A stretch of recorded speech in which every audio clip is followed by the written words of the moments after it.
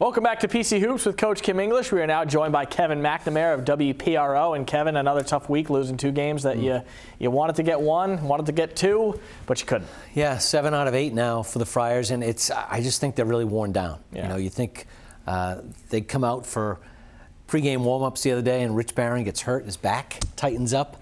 All of a sudden, your bench, which is really thin, gets even thinner against one of the best teams in the country. It's been that kind of a season for the Friars. They can't catch a break, right? And I mean, we heard Kim English talking about his want for Bryce Hopkins and the pursuit of having him come back. I mean, they deserve to have Bryce for a full season after the past 2 years. You know, Kim kind of crystallized it.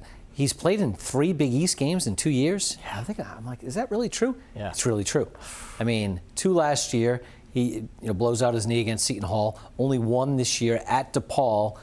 Providence fans, I think, have seen him play 2 Big East games. 2 Big East games. Yeah. And he's been, well, I shouldn't say it, obviously. 2 years ago, right. He was a significant factor.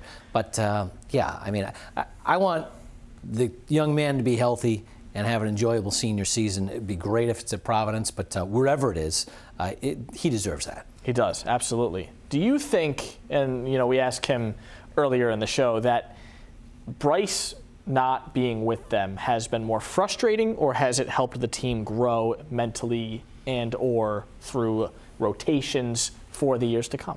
It's been incredibly frustrating.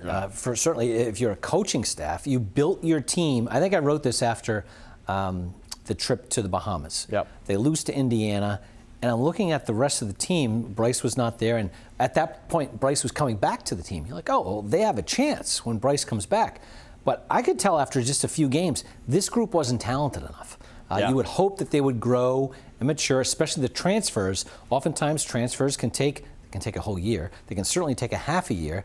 Some of these transfers just aren't good enough, and I think we know that now after we've seen all these games. Would they be good enough if Bryce Hopkins was the central piece in the team? Well, we'll never know that answer, but I think that was the plan. Yeah, no doubt. And it was, and especially after a year where he missed most of the season, as we were talking about, with blowing out his knee. You would think he'd be coming back like, all right, let's go. Yeah. But it's not his fault. That's the thing. And Sam, think about it. We talk about the Patriots and the salary cap and whatnot. This is exactly the same. When they go out and fill in holes with the transfer portal, they have a month, 6 weeks, 7 weeks max to find the right guys. Well, we certainly know the people up in Foxborough have made some mistakes in free agency in the last several years. That's what this is. And Providence is not alone. This is a major issue, coast to coast. The teams that can get it right in the transfer portal have a chance, and, of course, have to stay healthy. Of course. And another thing that Kim talked about earlier in the show, it seems like he wants his guys to be more gritty, more tough in terms of rebounding, kind of elbowing guys out of the way. Do you see that? Well, not from this group. And again, Chris Sandico really has not panned out at all. I think they thought that he could be much more of a force inside. Yep. I think Oswin has had a very good year. Yeah. But Oswin is what he is. He's a freshman who hasn't even played American basketball for a long time. He runs up against the kid Reed at Connecticut. Probably couldn't have a worse matchup in the country. Yes. 260 pounds, big and strong, great hands. Good luck. Oswin was in foul trouble the entire game. I wasn't surprised. How about Bonk? That a guy you could turn to? I mean, maybe. I'd be curious what they do with Bonk in the offseason. If I'm going to have a 13th player, a 12th player, I want him to be 7'2", 260 or whatever he is. He's the ultimate project. I do think he has some talent. He needs to improve his hands. Yeah. And how many big guys need to improve their hands? 95% of them, right?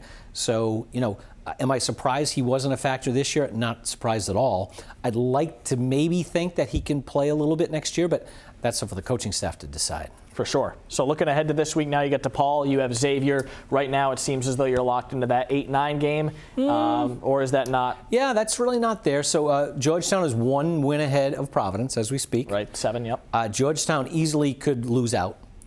Providence could, with a win over DePaul or a win at Xavier, could tie them. Providence could win that tiebreaker.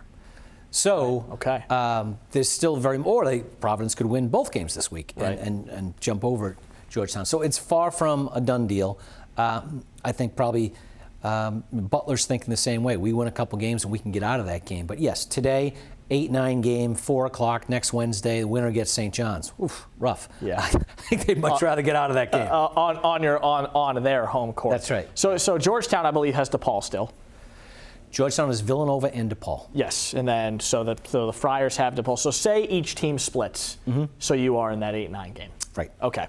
So and if you're in that game, right, you're playing against a Butler team that you would be able to maybe get some revenge against. Yeah, that's a toss-up. I mean, Providence handled Butler here in Providence. I mean, that was maybe the most convincing Big East victory. Yeah. So they certainly can play with that team and can beat that team. That said, they've played tough. Butler has played very competitive basketball for the last couple of weeks, including the game against Providence, which that was a toss-up too. So it'd be an interesting game for sure. But Providence isn't trending the right way.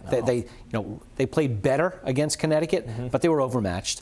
And that's really 3 games in a row. We'll see what happens this week. Yeah, and I mean, Marquette spoke for itself, right? You lose by 30. You outscored by, I believe it was 58 points in the 2 games against Marquette this season. You got to get back to that level. Well, Sam, there's always, there's 11 opponents in the Big East. There's always one at the end of the season. You say, oof, really hope we don't see Marquette. Hope we don't see Xavier. Right. Hope we don't see Connecticut, whoever it is, in the Big East tournament. Providence doesn't want to see Marquette. It's just a bad matchup. They have very good perimeter players, very good perimeter defenders. Providence is a perimeter-based team with Bensley Joseph and Jaden Pierre. Those 2 guys, by the way, they're the barometer. They need to play well for Providence to win any of these Big East games. They've struggled for the last couple games.